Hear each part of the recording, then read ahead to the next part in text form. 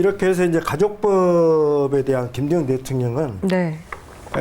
자서전에도 그런 말씀을 하셨어요. 나는 원래 이렇게 태어나면서부터 네. 어떤 천부적인 남녀 평등을 늘 생각해 왔어요. 어. 김대중 대통령님께서 자서전에서 처음으로 밝힌 출생의 내력, 어머니가 소실, 첩이었잖아요. 근데 김대중 대통령이 출생하신 시대만 하더라도 그 적통, 그 다음에 서얼, 이게 아주 경계가 심했거든요. 서자로 태어나서 서자로 산다는 거. 그리고 어머니가 받는 그러한 사람들의 약간 천시, 아래로 내려다보는, 천하게 보는 그런 천시. 이런 것이 얼마나 가슴이 아프시겠어요.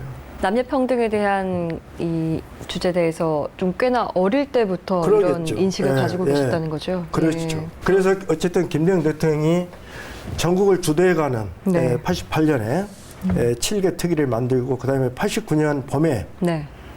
청와대에서 5명이 늘 만나요. 대통령 노태우, 평화민주당 총재 김대중, 통일민주당 총재 김영삼, 네. 김종필 총재. 신민주공화당 김종필, 그 다음에 여당의 대표 최고위원. 그때 이제 박준규 씨입니다. 이 5명이 만나서 회담을 갖습니다. 여야. 거기서 많은 이야기들이, 현안 문제들이 논의되고 네. 해결이 되는 자리입니다. 지금보다 훨씬 낫죠. 예. 예. 지금 뭐 모이질 않아요. 지금은 만나지를 않아요. 예. 그런데 거기서 청와대 출입기자들이나 이런 네. 그 기록물을 보면은 그 오자회담을 이끌어간 사람이 김대중이에요. 아. 김대중 총재가 다 이 이끌어가요. 자리를 다 이끌어가요. 주도해서 주도하는 거죠. 예. 예. 그 당시에 그러면 협의된 그래가지고 내용은 어떤 것들? 그게 바로 이제 가족법이에요. 야. 이제 아까 말씀드렸잖아요. 예. 그 7개 특위를 만들었다. 그것도 김대중 대통령이 주도한 거죠. 네. 예. 가족법이라고 하면 아까 여성의 권리 얘기를 해주셨는데 가족법이 구체적으로 그때는 어떤- 호주제가 있잖아요. 예. 그러니까 우리 허 선생의 아버지가 호주잖아요. 아버지가 돌아가신단 말이에요. 네. 그러면 오빠나 허 선생 남동생 있으면은 네. 또 남성한테 호주가 되는 거예요. 그렇죠. 엄마가 그 아들한테 편입되는 겁니다. 네. 그렇죠가 아니라 어떻게 그럴 수가 있나요라고 말씀하셔야 되는 거 아니에요? 호주제를 얘기를 많이 들었어서 네. 그때 이제 그게 나와서 그리고 예. 그런 법적인 네. 모든 그 어떤 적장자 위주, 네. 아들 위주로 가는데 또 모든 재산이 큰아들한테 갑니다. 아, 그러니까 그 당시에는 이게 너무 당연한 것이어서 지금 네, 같으면 아니, 핵심은 난리가 나겠지. 남성 호주제예요. 예. 호주가 있는 것 자체가 문제는 아닌데 남자만 호주가 될 수 있다는 게 네, 중요한 거죠. 그렇습니다. 근데 이런 경우는 세계 어느 나라에도 없다. 김대중 대통령이 그렇게 그렇죠. 이야기합니다. 이거는 또 이혼 소지도 있다. 이 가족법을 개정해야 된다. 그때 유림들이 어쩐 줄 알아요? 김대중 죽인다고 그랬어요. 아, 전국 유림들이. 유림들이 좀 덜 배우셨네요. 그래가지고 김대중 대통령이 예. 그렇게 설파를 하는데도 예. 박준규 대표가 원래 민주당 사람이에요. 옛날에 저게. 네. 예. 근데 변신을 해가지고 박정희 공화당으로 들어간 사람이거든요. 아. 박준규가 굉장히 그 센스 있는 사람입니다. 이게 박준규 대표만이 김대중 총재의 말에 동의를 하는 거예요. 거의 끄덕끄덕. 김영삼, 김종필 뭐 여기 말할 것도 없고 아예 네. 뭐 응답도 없고. 아. 근데 그걸 89년에 그 공안정국을 통과한 뒤에 네. 노태우한테 다시 이야기합니다. 12월에. 네. 이건 도저히 넘어가서는 없다. 이번 정기국회 통과를 해야 된다. 가족법 개정안을. 12월 15일 날 노태우한테 이야기를 하면서 지방자치제 법하고 네. 가족법 개정안만을 통과를 하자.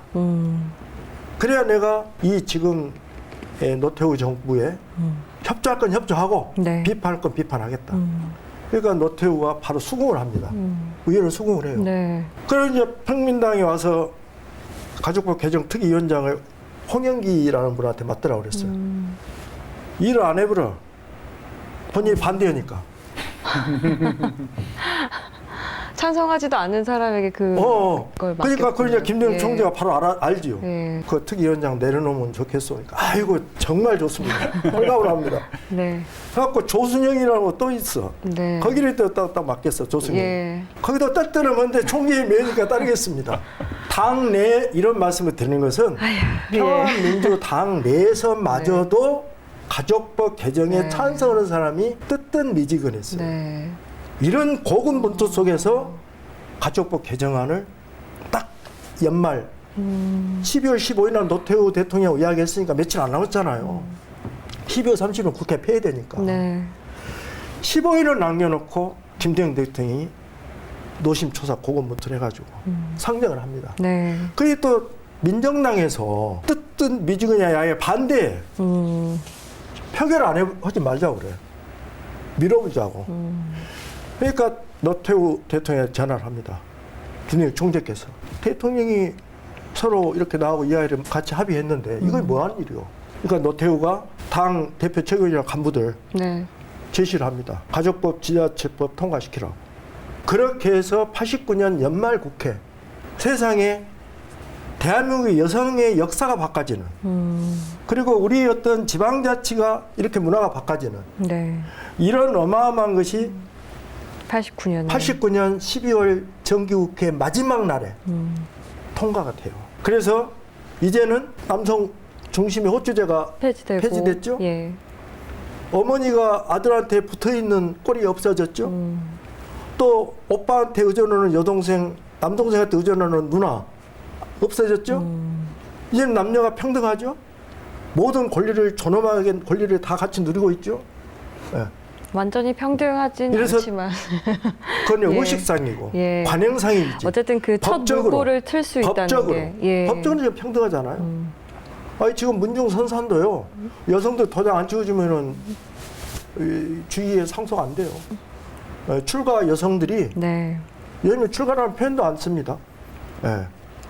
이 정도로 권리가 네. 평등하게 지금 현재 행사되고 있습니다. 네.